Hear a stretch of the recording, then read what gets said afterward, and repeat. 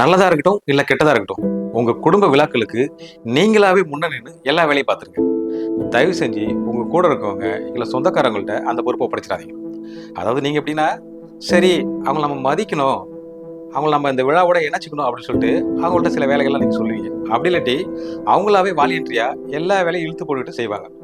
அப்படி யாராவது செய்ய வந்தா, தயவு செஞ்சு அவங்கள அலோவ் பண்ணாதீங்க. ஏன்னா, இன்னைக்கெல்லாம் கூட இன்னொரு நாள் அவங்க என்ன பண்ணுவாங்கன்னா, "நான் தான் உனக்கு கல்யாணம் பண்ணி வச்சேன். நான் தான் உங்க வீட்ல காது குத்து பண்ணி வச்சேன். நான் தான் உங்க வீட்ல மஞ்சள் நீராட்டு விழா பண்ணி வச்சேன்.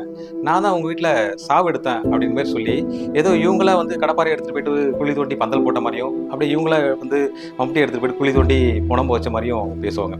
இப்படி பேசும்போது நமக்கு என்ன தோணும்னா, அவர் என்னமோ பெரிய வள்ளல் மாதிரியும், நாம ஏதோ அனாதை மாரியும், அப்படி ஒரு சூழல அவங்க கொண்டு வந்து நிறுத்துவாங்க.